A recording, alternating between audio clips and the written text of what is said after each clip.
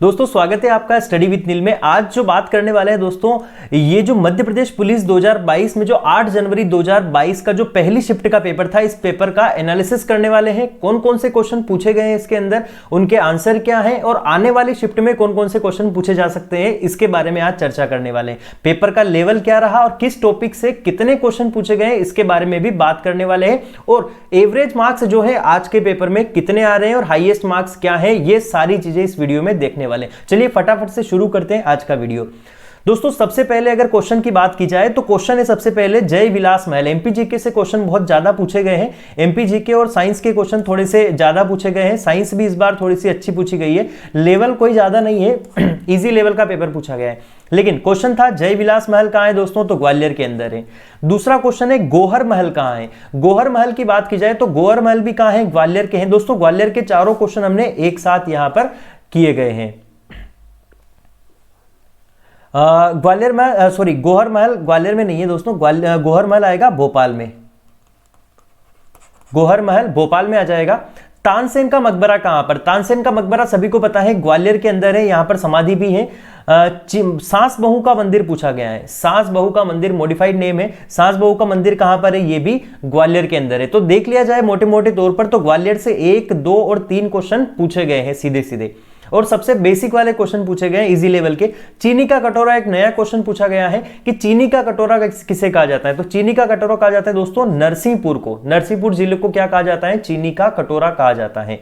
आगे बात करें होलकर वंश की स्थापना किसने की थी, तो होलकर वंश की जो स्थापना करी थी वो की थी मल्हार राव होलकर ने। किसने की थी, मल्हार राव होलकर ने होलकर वंश की स्थापना की थी। दोस्तों इनसे संबंधित क्वेश्चन आप सारे पढ़ सकते हैं, जो आने वाली शिफ्ट है उनमें इस टाइप से क्वेश्चन पूछे जाएंगे।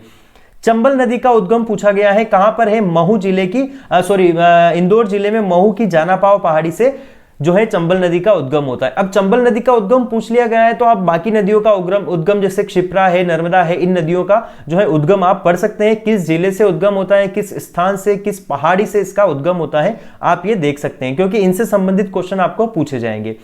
अगला क्वेश्चन है कबरा की गुफाएं कहां पर है। इंपॉर्टेंट क्वेश्चन है, राजगढ़ में है कबरा की गुफाएं। गुफाओं से संबंधित आप क्वेश्चन पढ़ सकते हैं, उनसे अगली शिफ्ट में क्वेश्चन देखने को मिल जाएगा। क्वेश्चन है एमपी का प्रथम सीएम, जो मध्य प्रदेश है उसके प्रथम सीएम कौन थे, तो इसके बारे में पूछा गया है। कौन थे, पंडित रविशंकर शुक्ल जो थे मध्य प्रदेश के सबसे पहले मुख्यमंत्री जो थे। अगले क्वेश्चन पर आते हैं, 10वें क्वेश्चन पर बाणसागर परियोजना। दोस्तों परियोजनाओं से क्वेश्चन आया, अगर बाणसागर पूछ लिया गया है तो बाकी सारी परियोजनाएं अगली शिफ्ट में पूछ ली जाएगी। तो बाणसागर परियोजना सोन नदी पर है। अगर आपको जिला पूछ लिया जाता है तो आप जगह का नाम लिख सकते हैं यहां पर, कहां पर है ये, शहडोल में। तो बाणसागर परियोजना कहां हो जाएगी, सोन नदी पर, शहडोल में हो जाएगी।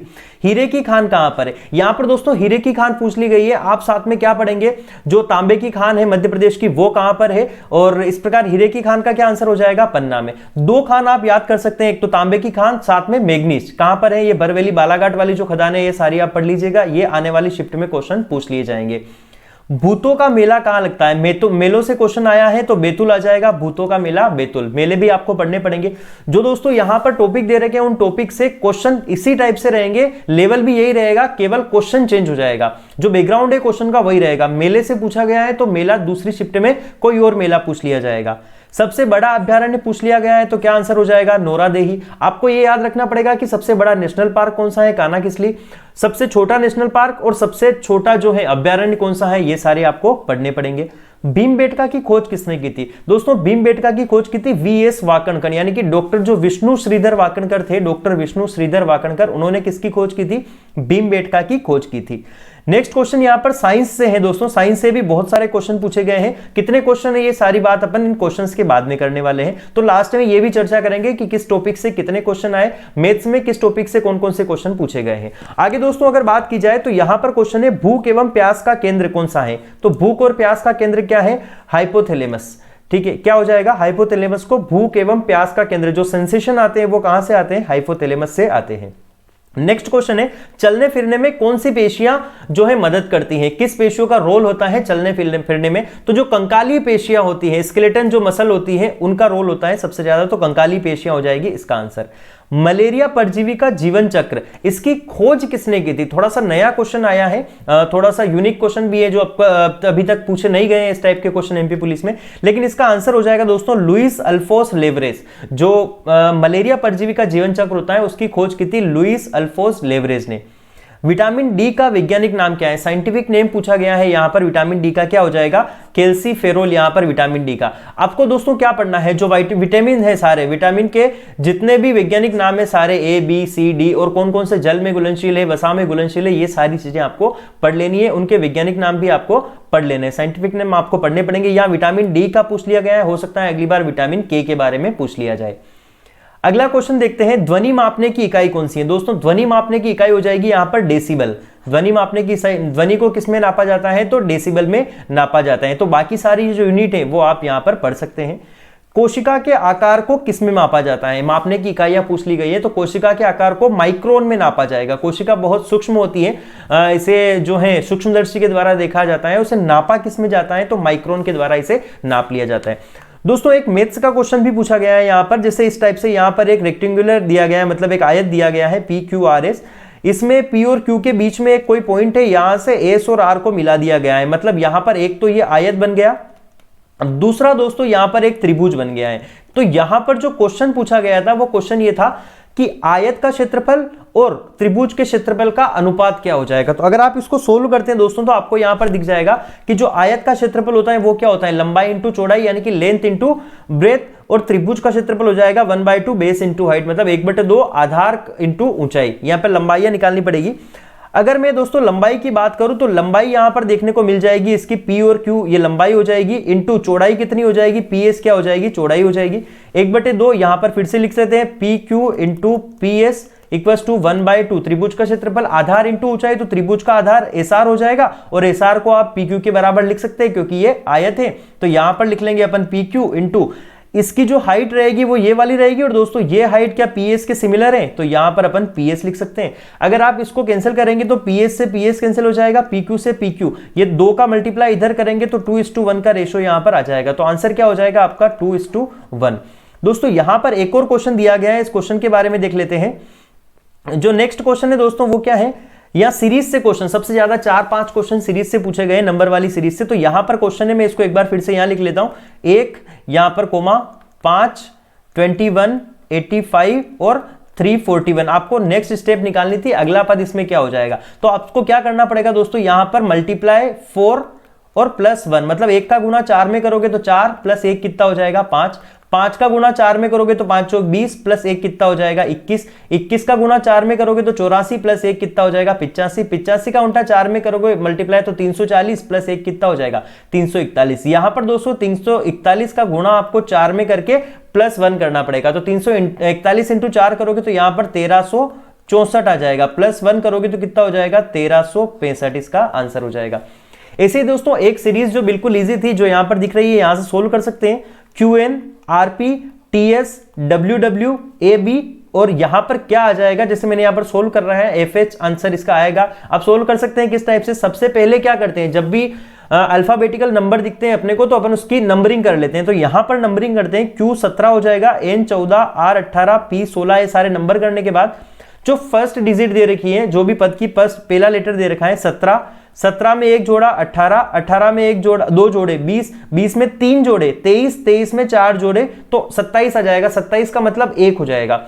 और यहां पर आप सेकेंड लेटर को देखोगे तो N, 14 में 2 जोड़ोगे P, P में 3 जोड़ोगे S, S में 4 जोड़ोगे W, W में 5 जोड़ोगे B, B में 6 जोड़ोगे तो H आ जाएगा। यहां पर 1 में फिर 5 जोड़ोगे तो F आ जाएगा। बिल्कुल इजी सा है, इसमें ज्यादा कोई वो मतलब कोई बड़ी गणित नहीं है, तो आप इसे इसको सोल्व कर सकते हैं। अगले क्वेश्चन देखते हैं दोस्तों। यहां पर क्वेश्चन है, त्रिपुरा पूर्ण राज्य कब बना? त्रिपुरा जो है पूर्ण राज्य कब बनाया गया था दोस्तों? 1972 में त्रिपुरा को पूर्ण राज्य का दर्जा दिया गया था। इसके साथ ही दोस्तों यहां पर मणिपुर को भी 1972 में ही पूर्ण राज्य का दर्जा दिया गया था। मध्य प्रदेश का पूर्वी जिला कौन सा है? पूर्वी जिला हो जाएगा दोस्तों सिंगरौली। अगर आप जिलों के जो चारों क्वेश्चन याद कर सकते हैं यहां पर, इस बार क्या पूछा गया था? पूर्वी जिला। पूर्वी जिला कौन सा हो जाएगा? सिंगरौली। आप बाकी जिले भी याद कर सकते हैं कि मध्य प्रदेश का सबसे पश्चिमी जिला कौन सा हो जाएगा? तो पश्चिमी जिला हो जाएगा दोस्तों यहां पर अलीराजपुर। अगर आपको पूछ लिया जाए दक्षिणी जिला कौन सा हो जाएगा तो कौन सा हो जाएगा? बुरहानपुर, और अगर उत्तरी जिले की बात की जाए तो उत्तरी जिला सबसे कौन सा हो जाएगा, मुरैना। तो इस टाइप से आपके 4 क्वेश्चन कवर हो जाएंगे। यहां पर इस बार पूर्वी जिला पूछा है, तो हो सकता है अगली बार उत्तरी जिला पूछ लिया जाए, ठीक है। तो इस टाइप से आप इसे याद कर सकते हैं, क्वेश्चन इससे पूछे जाएंगे। एक मैथ्स से सबसे सिंपल सा क्वेश्चन जो पूछा गया है वो क्या है कि 50 किलोमीटर प्रति घंटा की रफ्तार से कोई ट्रेन जा रही है, तो इसकी स्पीड को आपको मीटर पर सेकंड में चेंज करना था। तो कोई बड़ी गणित नहीं है, 50 किलोमीटर प्रति घंटा को आप किलोमीटर पर आवर में चेंज करते हैं, सॉरी मीटर पर सेकंड में चेंज करते हैं, तो आपको 5/18 से मल्टीप्लाई करना होता है। जब आप इसको सोल्व करोगे तो 125/9 इसका आंसर हो जाएगा। सिंपल सा क्वेश्चन था ये। अगला क्वेश्चन है दोस्तों एमपीजीके से, मिंटो हॉल का नया नाम क्या है? मिंटो हॉल का नया नाम क्या हो जाएगा दोस्तों? कुशाभाऊ ठाकरे हॉल हो जाएगा। क्या हो जाएगा? कुशाभाऊ ठाकरे हॉल हो जाएगा।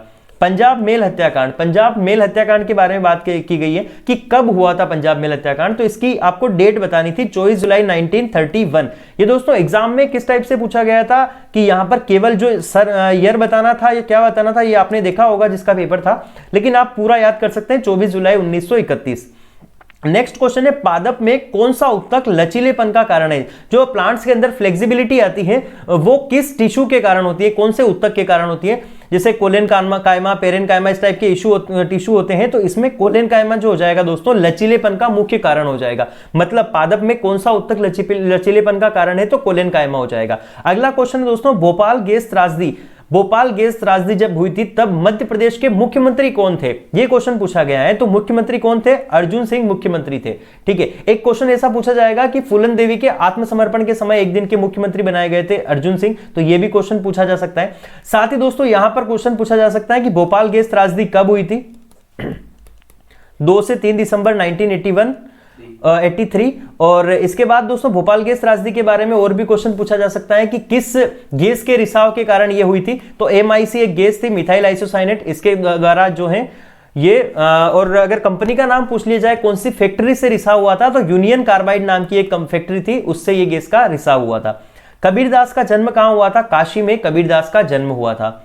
अगला क्वेश्चन क्या है दोस्तों, यहां पर मैथ्स के 3 क्वेश्चन है देखने को मिल रहे हैं। जैसे बहुत इजी सा क्वेश्चन है, एक तो कि 10,000 का 60% का 15% कितना होगा, तो बहुत इजी है। आप क्या करोगे, यहां पर 10,000 लिख लोगे, 60% का आप 100 कर दोगे, इंटू 15 को डिवाइड कर लोगे आप 100 से। दोस्तों 1 2 3 4 और 5 जीरो से 1 2 3 4 जीरो ही आपको कैंसिल करने को मिलेगी। एक जीरो यहाँ, सॉरी यहाँ पर 1000 है तो आप एक जीरो हटा सकते हैं, तो ये चारों जीरो यहाँ पर कैंसिल हो जाएगी। 15 इंटू 6 करोगे तो कितना आ जाएगा दोस्तों? 90 इसका आंसर हो जाएगा। अगला क्वेश्चन देखते हैं दोस्तों। इस टाइप से क्वेश्चन पता नहीं क्या पूछा गया था, लेकिन इस टाइप से किसने भेजा है क्वेश्चन कि x + y/2 = ab है। तो यहां पर आई थिंक y की वैल्यू पूछी गई थी, तो यहां पर x + y 2 का मल्टीप्लाई करोगे तो 2ab हो जाएगा, और y की वैल्यू क्या हो जाएगी? y की वैल्यू सीधे सीधे 2ab - x हो जाएगा। तो पता नहीं क्या क्वेश्चन था, लेकिन इस टाइप से क्वेश्चन पूछे गए हैं।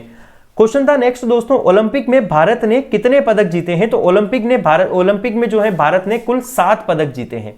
अगले क्वेश्चन की बात करें कि दोस्तों किस टॉपिक से कितने क्वेश्चन पूछे गए हैं, तो नंबर सीरीज से क्वेश्चन 2 से 3 क्वेश्चन नंबर सीरीज से पूछे गए हैं। अगर जो है CI की बात करी जाए, चक्रवृद्धि ब्याज की बात की जाए, तो 2 क्वेश्चन यहां पर पूछे गए हैं। एक क्वेश्चन ऐसा पूछा गया था CI और SI का डिफरेंस, यहां पर सॉरी CI का ही डिफरेंस निकालना था, CI और SI का डिफरेंस निकालना था। पहले साल की CI कुछ अलग दे रखी थी, दूसरे साल की CI कुछ, लेकिन पूरा क्वेश्चन नहीं था, तो एक क्वेश्चन इस टाइप से पूछा गया था। समय और कार्य में 2 से 3 क्वेश्चन पूछे गए हैं। एक क्वेश्चन पूछा गया था कि कितने आदमी इस काम को इतने दिन में करते हैं, तो वो वाला क्वेश्चन एक यहां पर आया था, और 2 से 3 कुल क्वेश्चन यहां पर देखने को मिले हैं।